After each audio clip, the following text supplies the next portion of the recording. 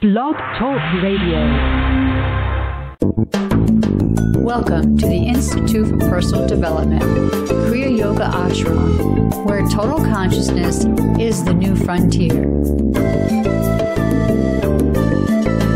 Kriya Yoga is union of the individual with the divine. Join us as we explore the practices to initiate this process. Good morning. Welcome to the Voice of Yoga. Let's talk consciousness.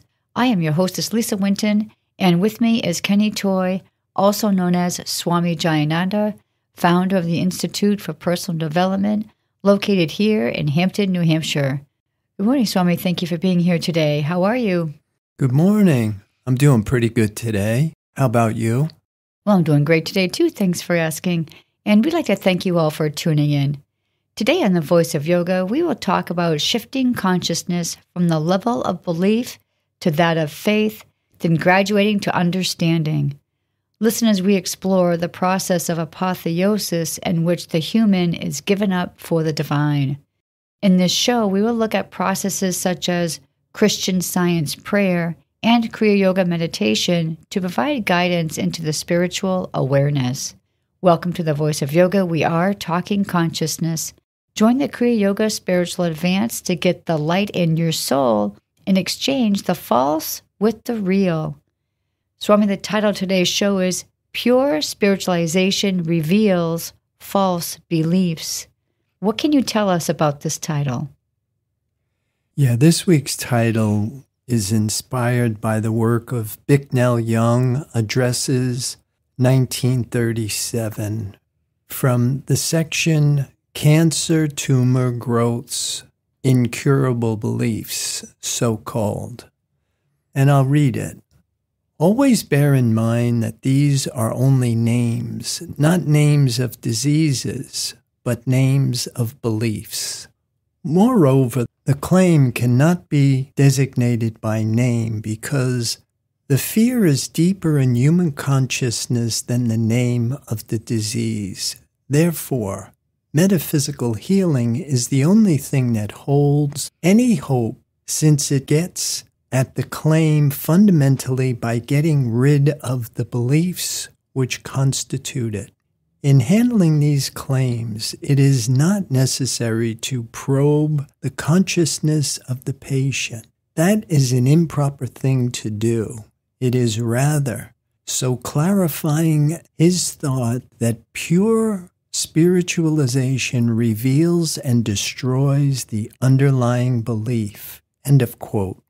We're beginning to understand the primary error is personal sense, and fear is the defense mechanism for the false sense. Thus, the acronym FEAR, false experienced as real. This personal sense, also known as personality or mortal mind, is the biggest barrier we have.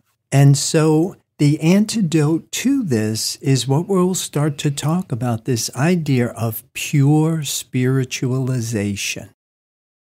Well, Swami, I'm sure people have heard the word spirit, but when you add spiritualization, how would you describe that to somebody who may not have heard that phrase before? Well, spiritualization for me would be the process of becoming spiritual. What I think we've learned, it's very important to understand we're not making the mental material belief spiritual. We're actually coming out of the belief we're not.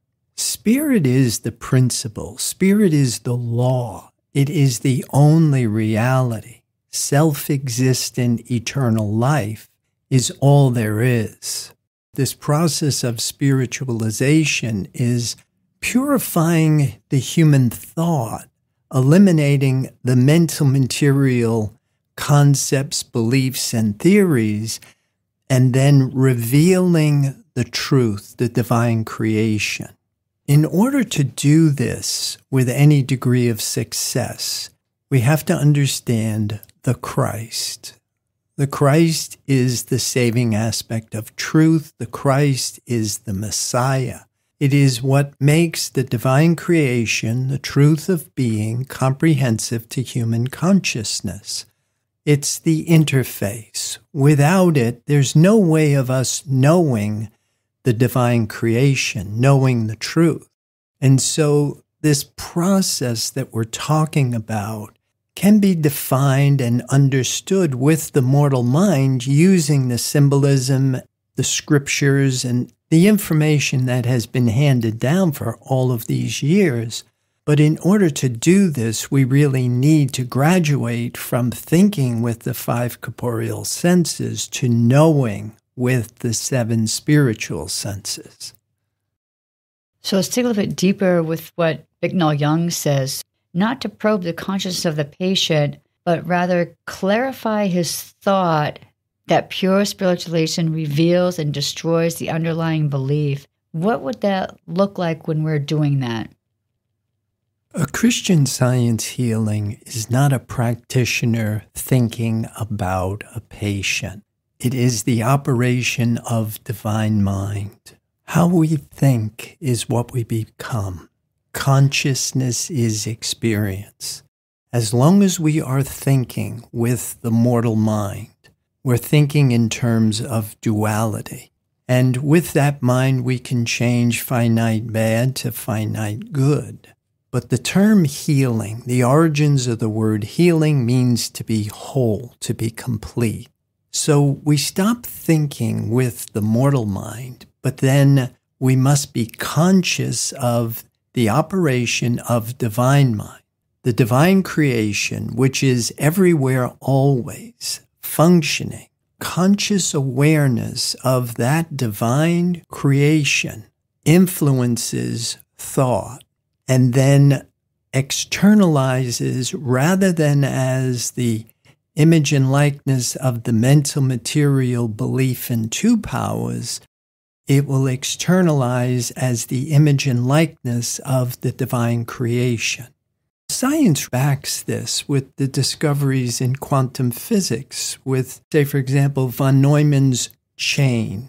Science has figured out what we're calling life is not what it was when Einstein was on the planet. When Einstein was on the planet, people thought when you weren't looking at things, they were there. Now they're starting to say what we're calling life is observation dependent. Everything is in a state of endless possibilities in a wave form until the language they use is someone makes a measurement and then the wave collapses into a particle. This is how reality is appearing to us scientifically, which Mary Baker Eddy figured out 150 years ago. In von Neumann's chain, the collapse of the wave function maintains until it is met by something that isn't bound by the same rules. So the difference between karmic law, which is driven by a belief in 2 powers, and divine law, which is under the government of 1 power. One is dualistic, the other is absolute. But divine law trumps karmic law.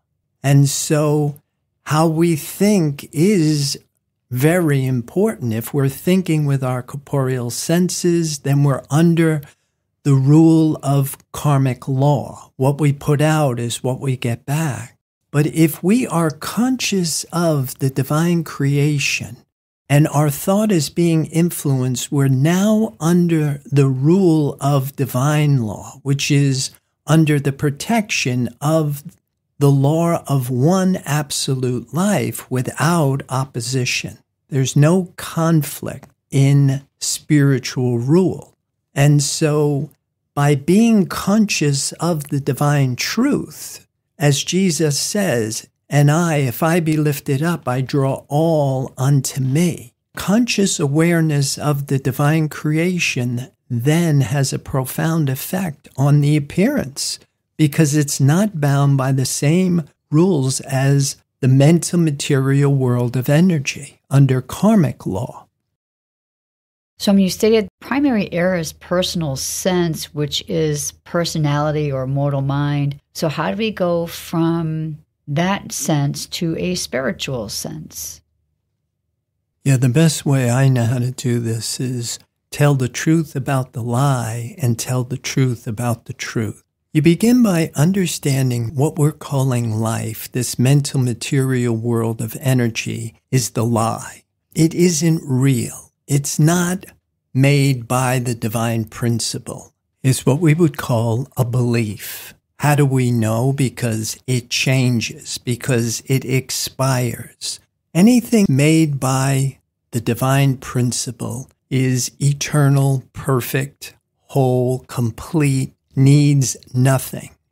And everything that is perfect, whole, and complete is the truth. And so once you've made that line of demarcation between the unreal and the real, then what we start is this vertical climb. We have to understand that as we sow to the flesh, as we identify with ourselves as form or a physical body, we know it's not true. It's not the truth of our being. And so we want to start to rise above the limits of corporeal sense, period. Because the divine creation is before thought and it's above corporeal sense. And what we're doing here is we're laying out the groundwork for a process where we shift our identity from physical to astral mental to spiritual. And a corresponding relationship is we're graduating from belief to faith to understanding. It is a progression, an unfolding that happens, but we're not making anything spiritual. We're getting rid of the veil, the false beliefs and concepts and theories that interfere with our ability to perceive what is here. We stop thinking and we start knowing. But the bottom line is we are always the divine self. You had mentioned that fear is the defense mechanism for this false sense. So how do we begin to overcome this sensation of fear? Mary Baker Eddy suggests to allay the fear. And by this, we begin to understand what she means, because fear is the defense mechanism for the false sense of self. And in essence, Mrs. Eddy is telling us to put off the old man. Life and matter must be given up for life and spirit. And pure spiritualization is realization of the one perfect divine life. Revelation of the truth. Life is eternal, perfect, and changeless. We're in the wrong self. And in order for us to overcome this condition that we find ourselves in, we literally have to be born again of spirit. We have to change the reward circuits of the brain. We have to overcome these unconscious patterns, conditioned responses of having a physical body, the animal magnetism, the instinct, appetite, preservation, and survival of the human form is a huge barrier. And we must master the mind-body complex and then walk reason through the open door of revelation. There's a lot that has to be in place. One of the reasons why, when we talk about these processes like prayer and meditation, the one I like best is meditation, because it is the 7th stage of an 8-stage program. It has a sequence to it. It is buildable. And you can start with something as simple as skillful use of thought, and then you're employing strategies that are affecting you physically, mentally, and conceptually. But you're preparing yourself for this realization, to be able to receive revelation, because creation isn't going to reveal itself to an unworthy opponent. The physics of spirituality is like attracts like. And if we identify with things visible and tangible, the physical body, then we continue to perpetuate the fear and the limitation of that level of consciousness. And as we begin to spiritualize our thought, as we refine ourselves physically and mentally, it reminds me of what they did with carbon steel. Carbon steel is magnetic.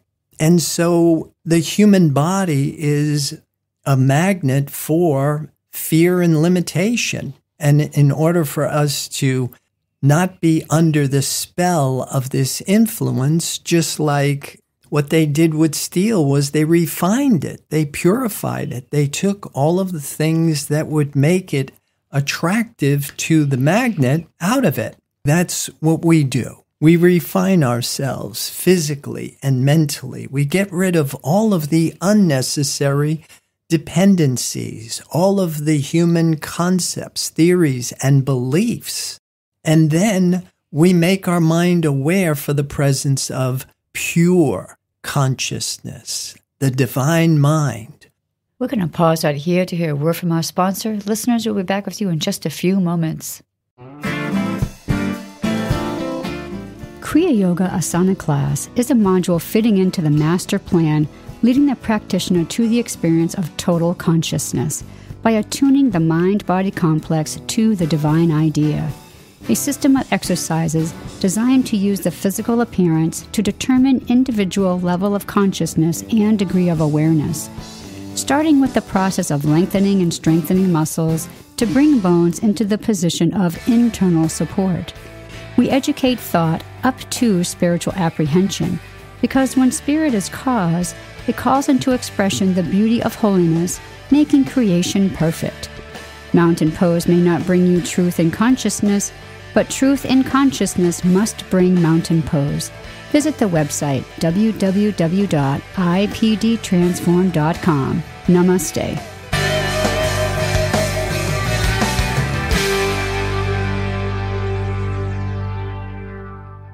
Welcome back. For those who are just joining us, you're listening to The Voice of Yoga, and we are talking consciousness. So, Swami, how do we go from the personal sense to finding the true self?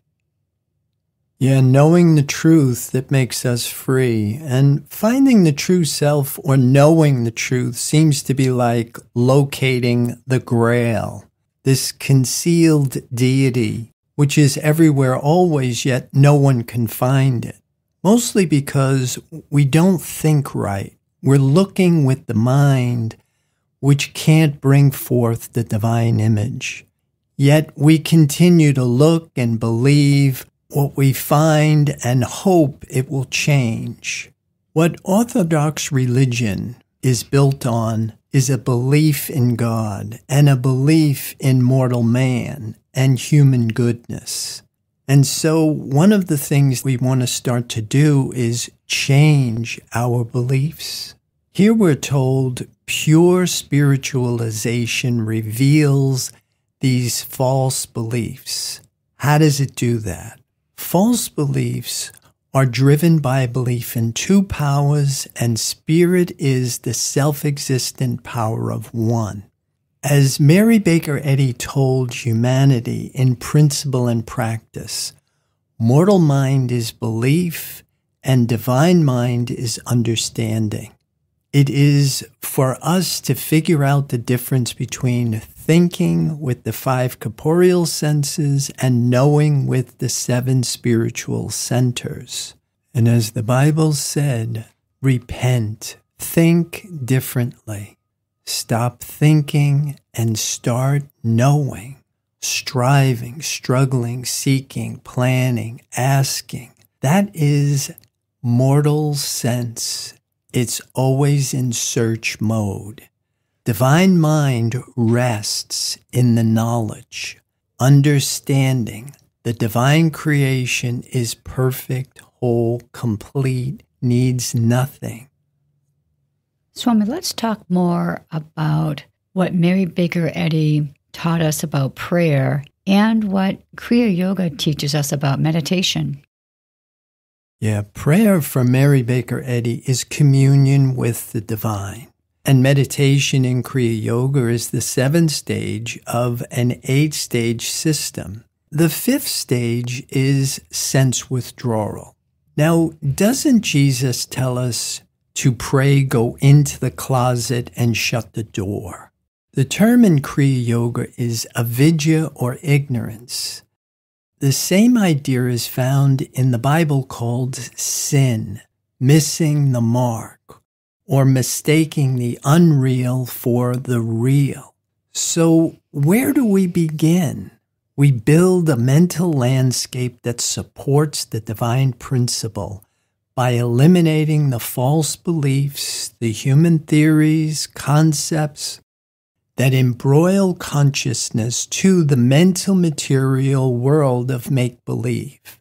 Begin to recognize the difference between thinking and knowing by learning how to think differently. We stop thinking with the 5 corporeal senses and we start knowing with our 7 spiritual centers. The 7 chakras in yoga or the 7 churches in Revelation. However you want to represent this in your mental landscape, the idea is there is an evidence procedure to this process. As we graduate from identifying with ourselves physically and mentally, and then we begin to know ourselves as we are known by the Creator, which is spiritually.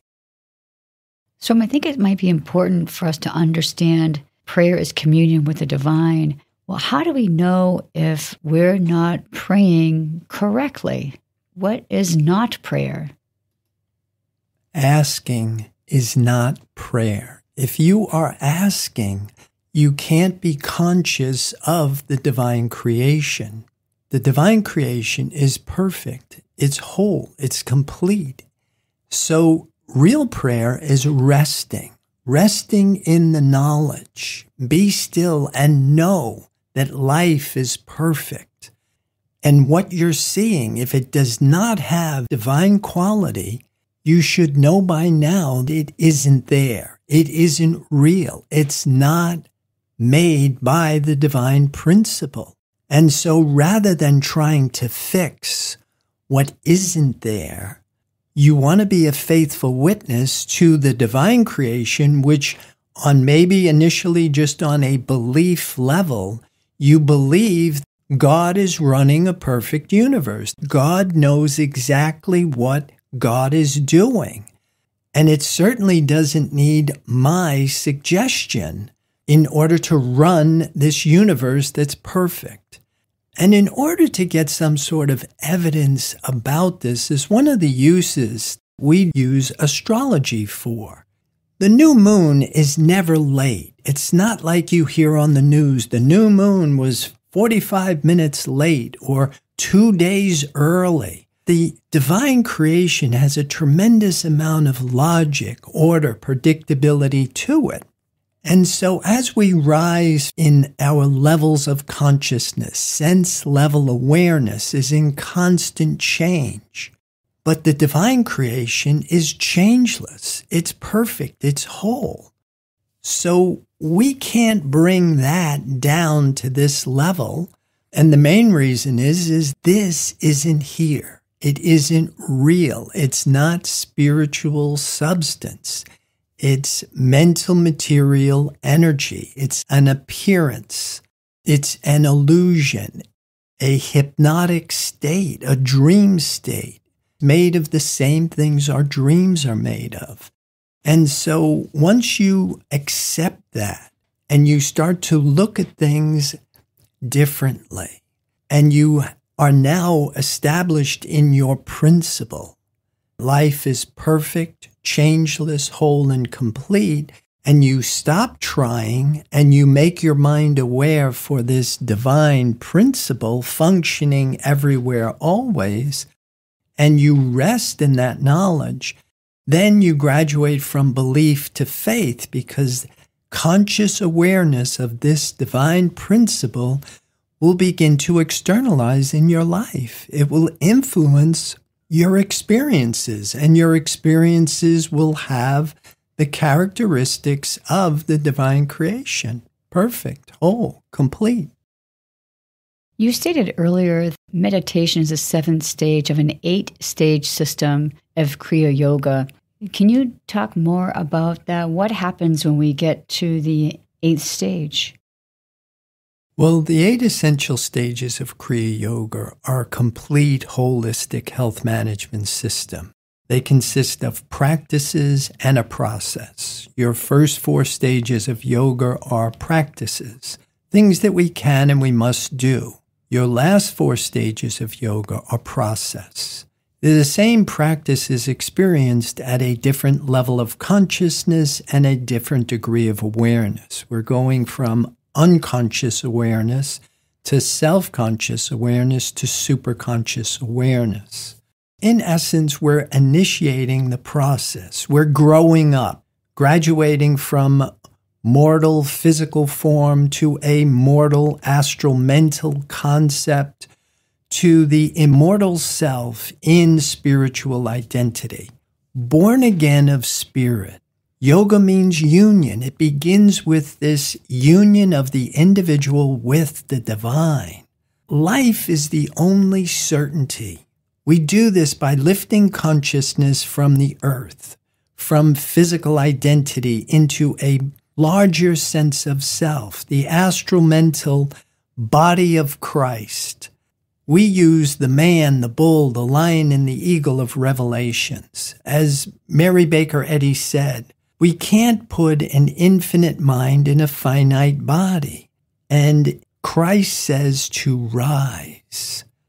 We build a mental image based on the 7 personal planets, the 7 chakras or churches, the 12 signs of the zodiac or tribes of Israel, thus shifting identity into the one body, an infinite body, which receives the infinite mind. And from this vantage point in consciousness, we walk reason through the open door of revelation. Here we're learning to source life from the invisible, intangible, divine omnipresence instead of the 5 corporeal senses, which is what is meant by sowing to the spirit, not to the flesh. Starting with a belief in the divine creation, which is invisible and intangible, to the material senses, waiting on the Lord, waiting for the birth of Christ in consciousness, or initiating the union of the individual with the divine. In this model, we really have to understand what Mary Baker Eddy meant when she said, "Follow me only as I follow Christ." In this model, Christ is taken away as something that can be followed only to reappear and come to life again as something to be embodied. It dies as something apart from an individual and comes to life as their own true self. And then we find that spirit is a demonstrable principle, that it testifies with deeds, not words. But until we are demonstrating divine law with scientific certainty, then we're still working on learning how to control how we think, learning how to keep our letter of truth in pace with the power of truth, so that we don't just talk about being spiritual, that we start to see and we graduate to this level of understanding the divine omnipresence, because our purpose to life is to be that place where divine truth expresses itself through us. Our purpose is to reveal the Creator. That completes our show for today. Listeners, be sure to visit the website www.ipdtransform.com. On any of the pages, as you scroll down, you can see several buttons there that you could press that could further your understanding. Swami, any final thoughts about today's program? Well, I would like to invite everybody to join the Kriya Yoga Spiritual Advance, get the light in your soul, and exchange the false with the real. Namaste. Thank you for listening to our program, The Voice of Yoga. This is Lisa Winton, along with Swami Jayananda, signing off. Have a wonderful Kriya Yoga revelation. Namaste.